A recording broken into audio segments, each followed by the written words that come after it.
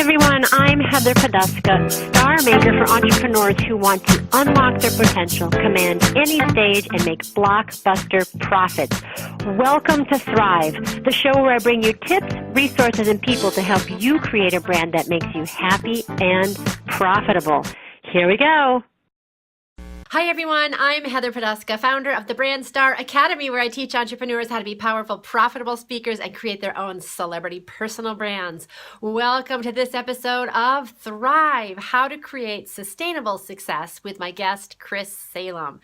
Chris Salem is an international speaker, an award-winning author, a life and business strategist, and an advocate for wellness, whose mission is to help career professionals and entrepreneurs learn how to create true, sustainable prosperity and success and maintain their wellness. This was such a great conversation because so many times entrepreneurs and high achievers, they push and they drive and they hustle and they burn out. So Chris's mission is really to help people understand what principles, what discipline, what habits need to be put in place to create the kind of foundation that you need to have balance, to have joy, to have success, and to have sustainable success that will keep going on and on, so you don't have those cycles of going up and down. So on the show, we talk about what those habits are. What is the discipline that you do need to put into place so that you can rely on it to build that muscle. We also talk about why your health and your wellness is so important to your financial success. And we talk about how do you stay in the solution? How do you keep in that positive frame of mind and not stay in the problem where so many people live? Chris has his own transformational story of going through struggles and turning it around to really create his own success. And he most recently co-authored a book with Jack Canfield of the Chicken Soup for the Soul series, The Art of Success. So he is really moving and grooving and helping a lot of people with his mission and reaching more and more people on more and more platforms. So I really hope you enjoy his expertise, his heart, and all the great information that he shares today on Thrive. It was so fun to have him. I also want to tell you about a big announcement that I have, which is I am going to be relaunching my Stage Ready Masterclass this April 28th and 29th in Boston, just north of Boston. The Stage Ready Masterclass is a 2-day event where we get on stage. My tagline is creating powerful, profitable speakers, and this is where it happens, on the stage in the theater. This is a 2-day event, a hands-on masterclass, interactive masterclass where I am professionally coaching the participants on stage to help them become better performers, to own their bodies, to know how to use the space, to be confident, to create messaging that is deep and compelling and powerful, and to help them create a presence that's magnetic, and to also help them understand how to sell, how to really sell with authenticity and integrity and still close sales and have your message be on point.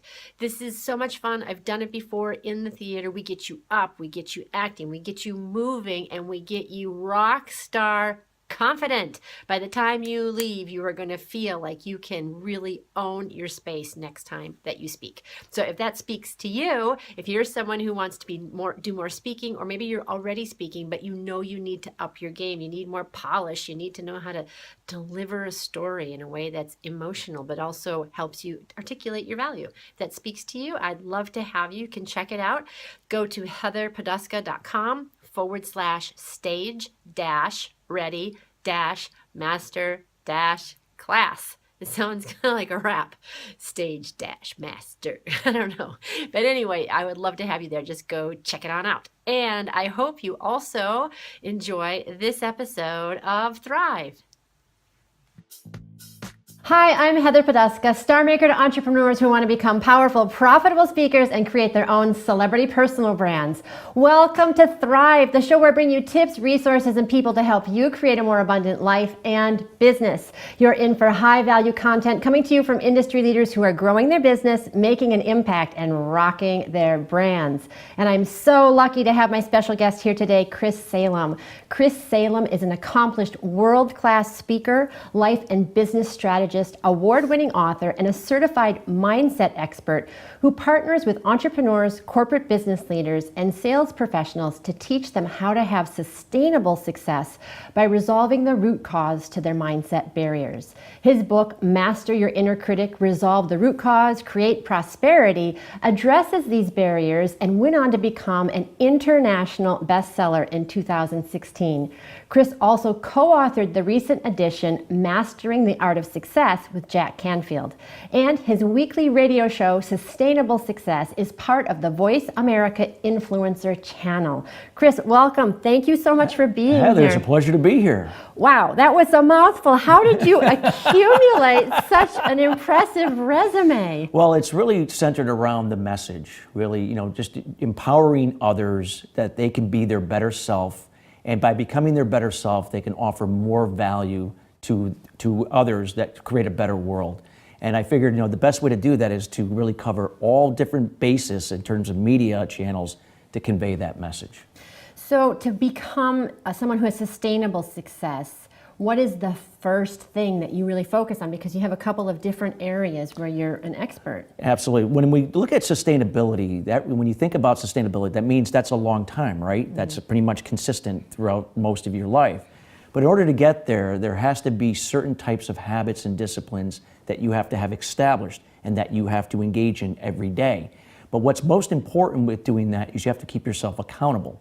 So it requires constant maintenance, coming out of your comfort zone. But the people who truly have sustainable success are those that operate within the solution rather than the problem. Many of us manage the problem, but if we want to have that sustainability, it's best to really address the limited beliefs that keep us stagnant, so then we can find the solution inside of us to operate at a sustainable level. So say a little bit more about that. What does it mean to stay in the solution? So the solution is we all we are the problem, we are the solution. It all comes inside of us. Mm-hmm. But if we have limited beliefs or certain barriers, it's going to be very difficult or slim to none to really operate within the solution. Mm-hmm. So in order to do that, we have to go and find the root cause to those barriers or to those limited beliefs. Mm-hmm. And there's a process to go about doing that. Mm-hmm. And once you're able to truly release the root cause and develop the right types of habits, skills, and disciplines to find your solution, which is tied to your true purpose, is when you'll be on the path for sustainability. That's so interesting. So let me ask you, do you feel like that root cause really goes away? Do people resolve it, or is it something that you manage? It depends on the individual. You can truly resolve it. And I'm not going to say that life doesn't happen, because life is always going to throw curveballs at you. Mm-hmm. But it's how you then are proactive to how to deal with it in a different manner. Mm. Because when you're operating from within the solution, in the moment, with mindfulness, mm-hmm. you're able to see opportunities within those trials in life. Mm. Whereas when we're managing the problem, we tend to get caught up in all the negativity with it. And in many cases, it actually derails people off their path towards what they're striving for. Yeah, I really like that. And I know that I've heard before, what you focus on expands. Exactly. So if you're focusing on the negativity and the problem, you're perpetuating more of that. Absolutely. And so it makes sense that if you're focusing on some of these rituals. So you talk about rituals, both mindset rituals and health rituals. And how do those things go together? How are they separate? How do you see that coming together to serve somebody who wants sustainable success? Sure. Well, I'm a firm believer that your personal life and your business are all in one. A lot of times people tend to put their personal life in one bucket, their business in another bucket, mm-hmm. and treat it separately. But when you really think about it, when you look at your personal wellness, when I say wellness, not just physical wellness, but emotional wellness, they call it the 8 pillars of wellness. If any of those 8 pillars are out of balance, do you feel that they're going to have an impact on your business in some way? Yes. Will it have an impact on your relationships? Yes. And it's the same can be said with your business. If something is not going right with your business, Can it have an impact on the balance of your wellness? Absolutely, as well as your relationships. But when you put them two together and be able to find not a perfect balance, because there's no such thing, but strive for excellence to find somewhat of a balance there, then you're going to be on the right path to having that sustainability with your life and business as one. Yeah, it's interesting because one of the things because I have 3 kids, I have a business, I have a show, and I think balance is a misnomer. Yes. I just don't think there's never going to be perfect balance. So the way that I sort of think about it is having flow. Yeah. Between I didn't think of 8 pillars, but flowing between the pillars. Yeah. Would you say that that's a way of doing that? Absolutely. I mean, it's just being aware of where you are. So like if somebody's financially in debt or maybe not saving enough money, that's going to have an impact on your emotional well-being, and eventually that could have an effect on your physical well-being, and then that affects your energy and your self-confidence and self-image, and that can impact your business. So a lot of these things, people don't see that, how the dots are connected. But if you're conscious and being in the moment and be able to, in that moment with certain tasks, be focused at that one task at a time, you can begin to kind of do the best you can to get that into balance so it all begins to kind of flow together. The key is really being mindful and being in the moment with everything that you're doing, not living in the past or projecting into the future, but being here right now with everything you do. And don't you think that that's incredibly hard to do now in our digital age? I mean, I know that when I'm on the treadmill, I'm guilty of, putting my podcasts on, so I'm not like in my workout when, because I don't always want to be in my workout in that moment because it's uncomfortable. Yeah. So how do you talk about that distraction, that digital distraction? Well, there's distractions. There's always going to be distractions, right? Especially in today's world with, with social media and email and people can just, can get at you in any way possible. But it really comes down to, again, you making that choice, because we always have a choice. And if we decide that we need to tune it out, we can. So the key is you have to really identify what's really important to you. What are you striving for? How do you want your life and business to be? And then begin to put those daily habits and principles and disciplines together that are going to meet that target. So when I'm focusing on different tasks, social media in my email, yes, I will look at it, but I will tune that out for the time being when I'm focused on a certain task. So I'm always looking at what's going to be the most productive task, most important, that's going to impact my business, my well-being, and my relationships first, and then the least important as we go on throughout the day. Or depending upon, maybe there's certain periods of the day that you have to address the most important things. So it really comes down to the strategy, how you design your life, and what your desired outcome is. So you said relationships, business, and what was the third one? Your wellness. So among those 3, is there one that takes priority? Always your wellness. Your wellness. Because without your wellness, you could have all the money in the world, but without your wellness, the wealth doesn't mean anything. Right. Because you can't enjoy it. And the whole idea is that I came up with a term called Prospreneur. And this woke me up out of a dead sleep about 4 years ago, and I eventually had it trademarked. But the whole principle of being a prospreneur is that you don't have to be an entrepreneur to be a prospreneur, but it's somebody that really, really believes in that the daily habits and disciplines and behaviors that we engage in every day, putting our wellness first, once they're in alignment with our wealth principles, is when we can experience true prosperity. And that's what prosperity is all about. It's not all about how much money you have, but it's about putting your wellness first and finding, as best as you can, to balance that with your wealth principles so that you can have that sustainability. So having freedom to have the life you want, spending more time with family, taking care of yourself physically and emotionally and spiritually, and really, developing, cultivating those relationships that are important to you. That's a true prosperous life. That sounds prosperous. Sounds amazing. So where do you think most people get off? They get off the wagon, off the track. Where do you think they struggle the most, especially around wellness? Yeah. So what it comes down to, wellness is always a mindset thing. It always starts. Well, a lot of times people will say, well, I'm 50 pounds overweight, or I don't have a lot of energy. And it's because they think it's because of the food they're eating. And yes, that is the case. Maybe they're not eating well, or they're not exercising enough. But really, if somebody is truly going to address that, and that's going to be important to them, it starts here first. Then what you eat, and then how you exercise, that order. A lot of times people put the exercise first, then the nutrition second, and then mindset has no part in it whatsoever. But again, that's managing the problem, not operating within the solution. They're not solving the problem to find the solution to whatever what their desired outcome is. Can you give us an example of what you mean by mindset for somebody who maybe isn't in a coaching situation? What does mindset really mean? Like if you say you have to put your mindset before exercising, before eating, what would that even look like? So let me tell you a little bit about my schedule each and every day. And this will kind of make, that way people can really understand. So when I wake up in the morning, the first thing I do is I make my bed. Now, my wife, Maria, who you've met. I was like, will you come to my house? She's still sleeping. She sleeps the next 2 hours, a little bit 2 hours more than I do when I wake. Because I wake up very early, 4:30, 5 o'clock in the morning. But I make my side of the bed. Now, I don't do it because I want it to look neat. That's not the whole premise of why I'm doing it.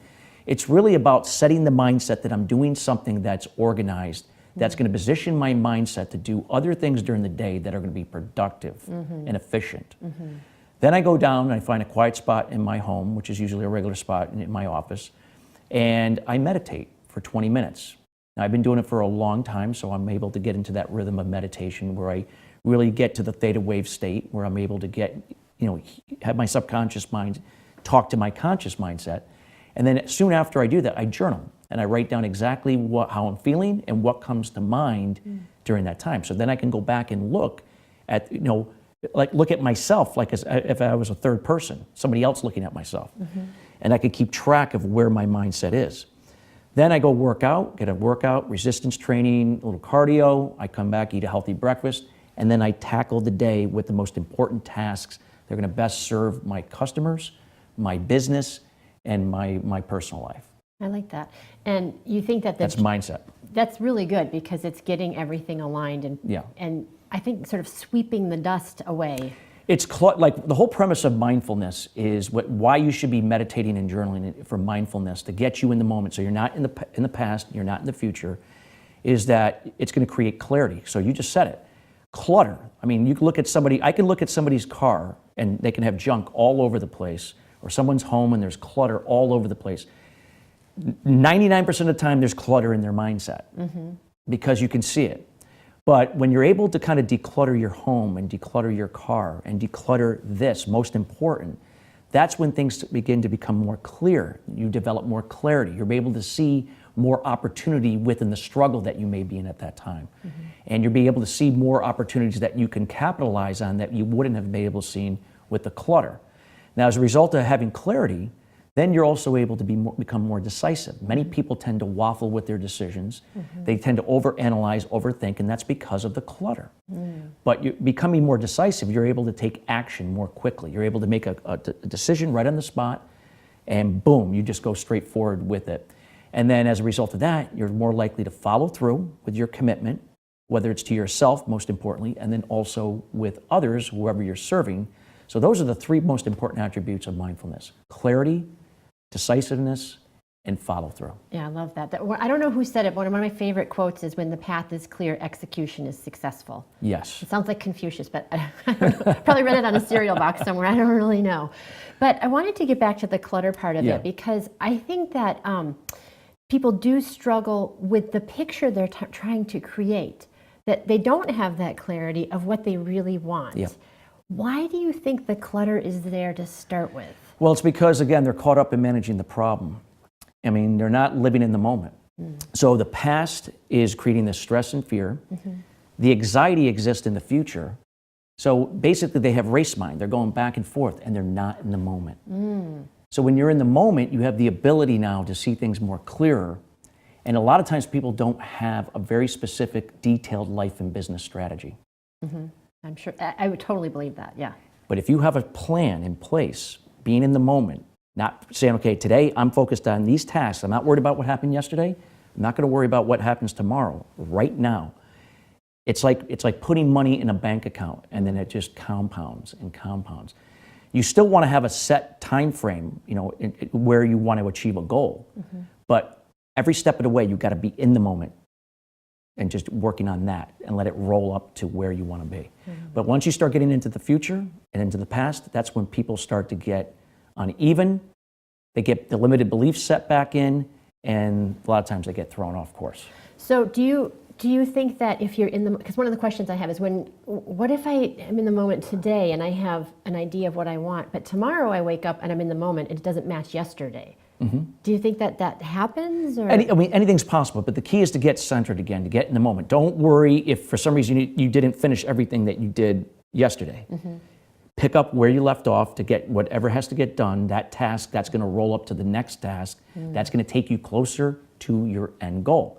But see, the key, what people have to understand when it comes to sustainable success is while you want to be focused on the outcome, too many people are focused just on the outcome itself. And that's where the mistake is. It's to be focused on the process itself, the journey. That's where the true success comes. That's where sustainability comes in. Because without being focused on the process, the outcome that you desire is usually not going to materialize or to the way you want it. Yeah, I love that. And I totally agree with that. This past summer, I decided to do a little challenge for myself. I did 100 videos in 100 days. Wow. And our friend Tammy, our mutual friend Tammy, also did a challenge recently. She said 60 live streams in 60 days. And I'm like, but tomorrow's Thanksgiving. And then I was like, you know what, I'm going to commit to this. And I just made the commitment. And they're not perfect. Some of them are terrible. I just wanted to have that commitment. That's fine. You know, because not everything is going to be perfect. But in the long run, if you make that commitment towards whatever that end goal is, it's all going to come out to how you want it. Again, we're never going to have anything that's perfect. You're never going to have perfect balance. It's always striving for excellence, but being committed to the process every step of the way. That's where accountability plays an important role. And there's not a lot of accountability in a lot of things that we do in our daily lives, including even in companies and in our business. We don't have enough accountability. So how would you suggest that we change that culture? So the thing is that, you know, when you implement something that's going to improve your skills, we need to really focus on really what we're good at. What are our strengths, not our weaknesses? Because too many times we tend to focus on our weaknesses and we try to develop those. But those are just not innate in us.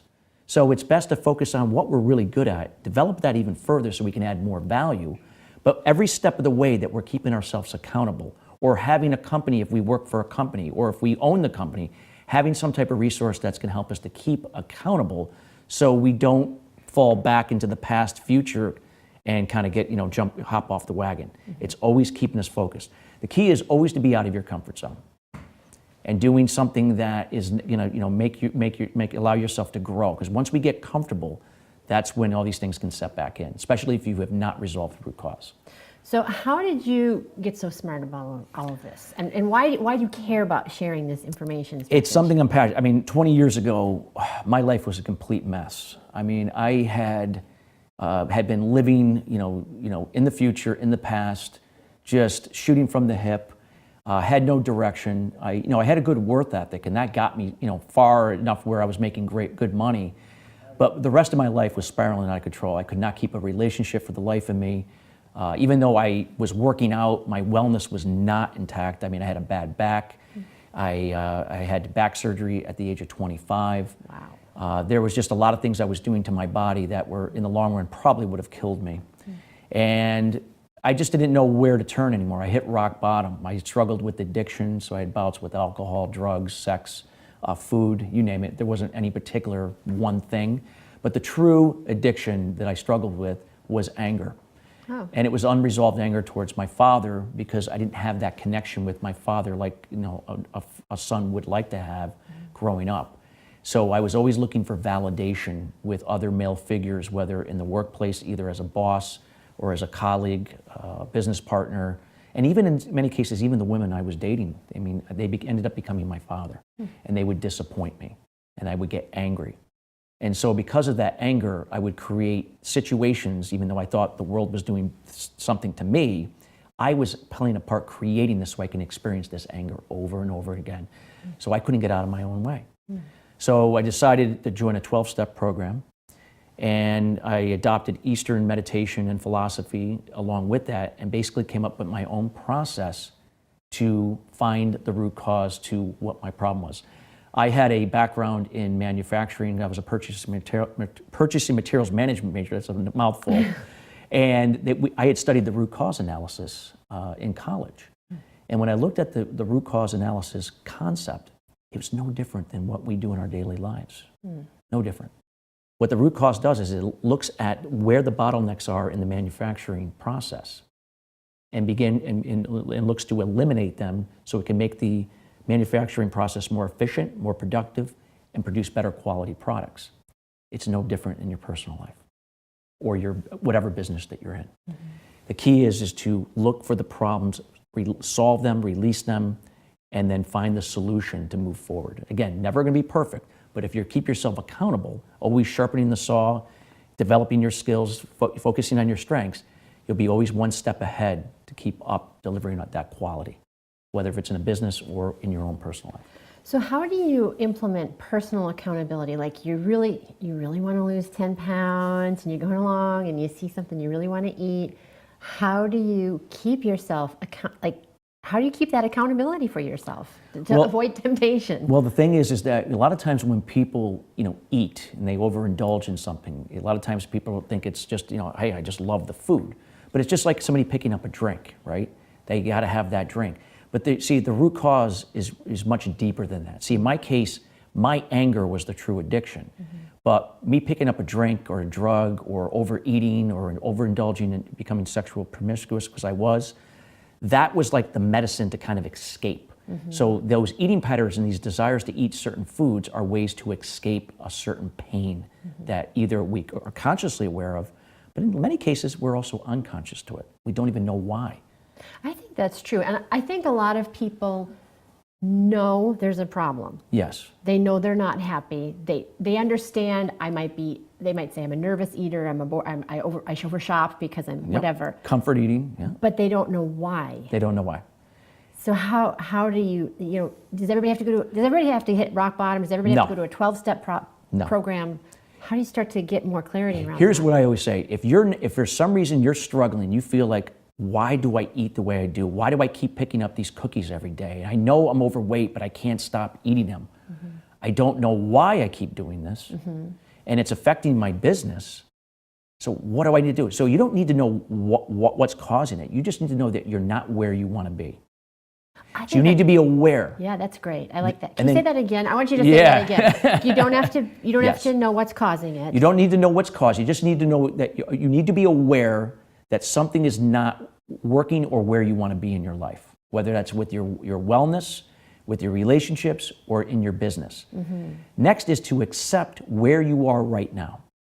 To accept where you are, truly accept it, and then make a commitment that day that I'm going to move forward, and in due time, I'm going to follow a process that's going to allow me to find the root cause to what's been causing all of this. Mm-hmm. Because I don't know what it is yet, but I will find it. And once I find it, I'm truly going to release it from every cell in my body. I'm not going to say that I forgive my father and the anger just goes away. You got to really mean it. Mm-hmm. And there's a process to go about doing that so that anger truly moves. There have been people that have done that, and truly it's been the scariest thing they've ever done. And literally within a week, they've lost 10 pounds.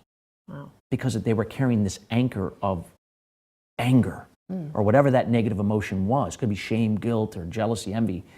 And that addiction or that motion was almost like a weight. Yeah. It was putting weight on their body. Yeah. And they were able to, they felt lighter, they felt more clear. It's then when you release that you're able then to find your true purpose, who you really are, and find the solution going forward and the right habits, disciplines, and behaviors that are going to better serve you, whether that's losing weight, that's finding, developing better relationships, or taking your business to a level that you never dreamed of. I love what you just said, because I think a lot of people, they get stuck in that place of why. Like, why is it like this? But the way that I understood what you just said is you don't have to know why. You just need to start taking some action. Absolutely. And even that intentional action that you're going to move forward, that starts to allow some space for the answer to, reveal itself or yes. Whatever. I don't know how you would say it. You're not forcing it. And I think a lot of times people feel like, well, I got to get it done. Because I've had people like Coach, they'll ask, how long is this going to take? And I'm like, can't tell you. It could take you 2 months. It could take you 2 years. Yeah, and that's something that I've heard you say before, is that when you work with people, it's not like this. It's like sustainable success. It's a process. Yeah. I always tell people this is a process. No one's here to tell you what to do, how to do it, when to do it. Mm-hmm. Only you can do that. Mm-hmm. You are doing the work. I'm the guide. Mm-hmm. I'm just the guy that's going to help you keep accountable. But even when I'm keeping you accountable, I'm not going to tell you what to do or tell you didn't do something right. This is your life. This is your business. And if these are the things that you truly desire, you have always the choice to make that. So if any excuses get in the way, that's your excuses. It's not somebody else's. Yes, life can get in the way, don't get me wrong, but there's always a choice to be made from that circumstance to get right back in the same path to move forward. And so that's why when you see people that have gone through, major adversity in their lives and their businesses, and to have this success on all fronts, is because they had that right type of mindset. That's the difference. And those people are no different from you and I or anybody else in this world. We all have it within us to do that. You just have to make the commitment to embrace the process. Don't focus on the outcome, the process. Process. So we all have it within us, but sometimes we need a little help. Yes. So if we wanted a little help from you, how would we find out more about that? Well, the best place, you can is always to reach out to me. You can look at my website, ChristopherSalem.com, or, you can reach out to me on my email at chris@ChristopherSalem.com. That's always the best way to reach me. I'm very approachable, and I love helping people. I mean, this is my purpose. This is why I'm here. My experience, what I went through, with my father, is what I'm here to help people go through and overcome their own experiences, whether if it's very subtle or very traumatic, that we could all have prosperous lifestyles if that's what we truly desire, whatever that means to you. You just need the guidance and the steps necessary to go about doing it, but you have to do the work. Yeah, well, I'm sure anybody would be lucky to have you, because I think you are very approachable, and I also think that when somebody has been through something personally, you have a deeper empathy for people who are going through that process too. Yes. And we're all here to help each other. Absolutely. So, do you think that everybody has purpose? Everybody has a purpose. Everybody on this planet, even animals, we all have purpose here. And there's no coincidences. I mean, people come into your life for reasons. But see, when we have clarity and we come in from the solution, we begin to see what that all means. But when there's clutter and then you're caught up in the problem and the addiction or the emotion, there's blinders, you can't see it. And then you got to re-experience it again until eventually you may get it. Unfortunately, there are many people go through their whole lives and never get it. Yeah. Well, that's why I think it's so important to have coaches and people that can be that objective voice, that witness, to help you through and give you the tools. Absolutely. So I just want to acknowledge you for sharing your gifts to help people that way, and sharing your heart and being vulnerable and open about your journey and your process, and then using your life to help other people become prospreneurs. Absolutely. So, Chris, thank you so much for being here. Thank you so much. It's been great being here. I've loved having you. Just one last question. Sure. I ask everybody, what does it mean to you to thrive? To me, to thrive is to always, again, be truly true to who you are, your authentic self. And to thrive is just to touch as many people's lives as you possibly can, just empowering them to be who they are with your God-given gifts. And so again, it's just being authentic and empowering others to find that within themselves. That's thriving for me. Well, you must be on fire thriving then. Yes, I love to thrive. Thank you so much for being here. Thank you so much. Yeah. And thank you as well for all of you coming. And as always, until next time, here's to hitting all your high notes. Take care. Bye-bye.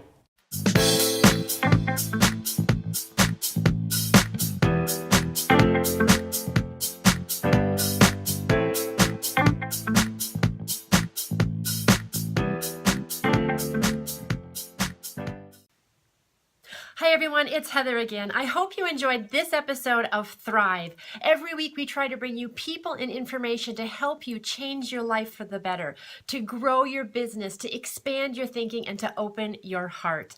If you did enjoy this content, I would so appreciate it if you would go to iTunes and review us. Let us know how we're doing. We'd love to hear your thoughts and your feedback. And if you found this information helpful or useful in any way, please share it on out. Let your friends and family know about Thrive. And finally, if you'd like to know more about me, you can visit me at heatherpoduska.com. Until next time, here's to hitting all your high notes.